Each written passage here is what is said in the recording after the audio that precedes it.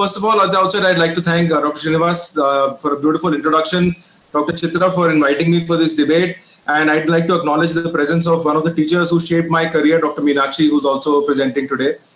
It's been an honor. And Nishant, I love the fact that you rehearsed the talk so well. You know, you had to work hard for it while I just made my slides listening to you. So it's very important to understand. I'm just going to discuss simple science for, if you had just attended anatomy lectures, you would know. First of all, in techniques, you never do anything through the main port. So forget about pars plana. When you talk about limbal, don't touch the main port. And you are vitrectomizing on the main port, which is something you don't want to do because it's like a lip. It will open and it will prolapse more vitreous. Separate the irrigation from the aspiration. That's the first thing. So that I think you didn't cover, so I thought I'll bring it up for the crowd. But we are not crowd and we are here to teach because we are a little class apart. So the question right now I understand is whether we should approach the vitrectomy, the PCR through a limbal or a pars plana route. Now, why a limbal route? We all know limbal is familiar territory. That's what our teachers taught us in our time. They said, no, don't go limbal way, don't go the pars plana way, people will get confused. And since then, it's been the norm.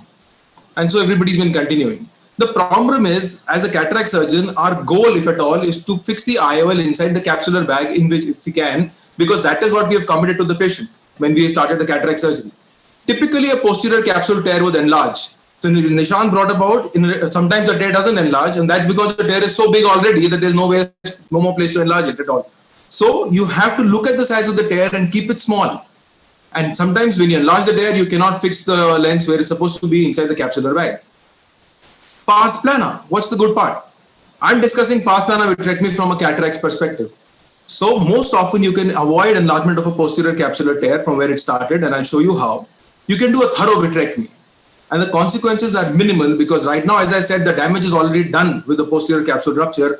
You have to save grace right now, put the lens in a committed place, and sensibly refer the patient to a retinal surgeon for the further evaluation.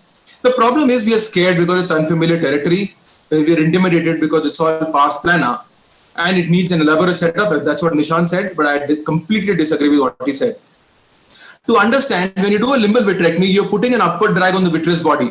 So a small PCR that started causes more and more vitreous to prolapse, finally enlarging the PCR into a ragged, large, big one, which you are unable to salvage, and then you'll have no choice but to put the lens in the sulcus.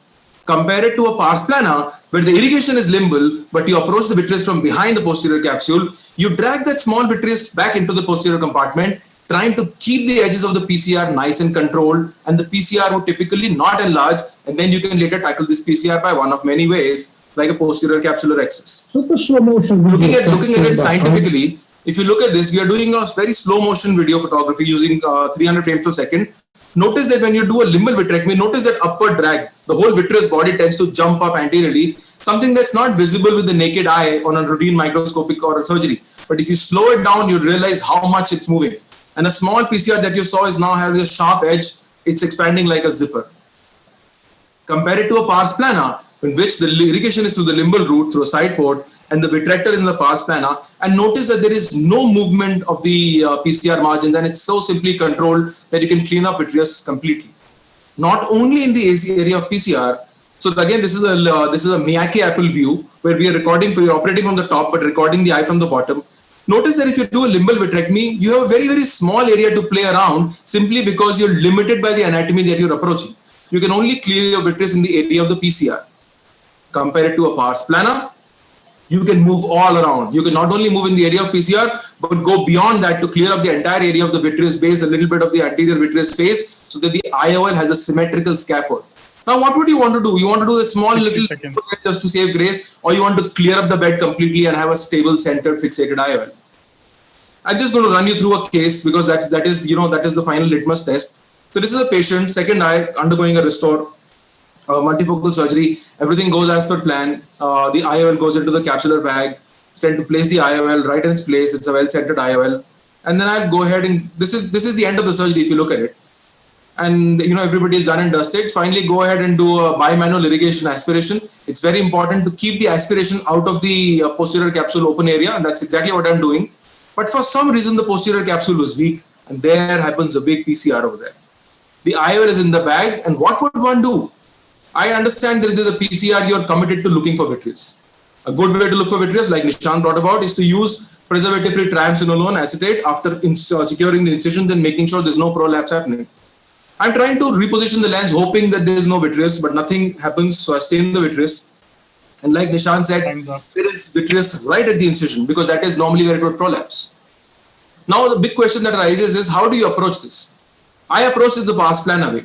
So I'm making a trocar entry, but if you don't have a trocar, don't get scared. Use an MVR knife and just make an entry and suture it later. There's nothing great in suturing. But notice that with the limbal irrigation and a vitrector posteriorly, this entire vitreous body that had come anteriorly drains back right through the PCR into the posterior compartment. And it is so visually appealing to see the whole thing going back to where it belonged and you clearing it up right then and there. And you started a limbal route, this would keep on draining and then you would have to go through one side port, another side port, and it would go on and the PCR would enlarge and you'll have to explant the lens more often than not. Once you've severed the connection between the vitreous that is prolapsed anteriorly and the vitreous that is drained back into the vitreous, whatever little is left behind in the anterior compartment can then be tackled limbally because there's nothing wrong with doing the limbal vitrectomy for taking off that guillotine little bit vitreous that is left behind. And then you finally, again, going beyond the areas of the PCR and going across, like I showed in a Miyake Apple view, you can clear up far more than you aim for with a limbal vitrectomy. But what's the final result? Finally, you are able to center the lens. The PCR, which happened here, got limited to its presence over there and did not enlarge, extend at all. This is the patient at 3 months follow-up with the multifocal lens in the eye, second eye which you committed, well-centered, stable IOL, 360 degrees capsular excess cover. Good side is the PCO patient might not develop a PCO in half the lens anyways. So the choice is ours at the end of the day to see a well-fixated lens that we've managed to go through just because we chose to go through a pars plana route, and that one incision that we are scared of can always be tackled with one suture.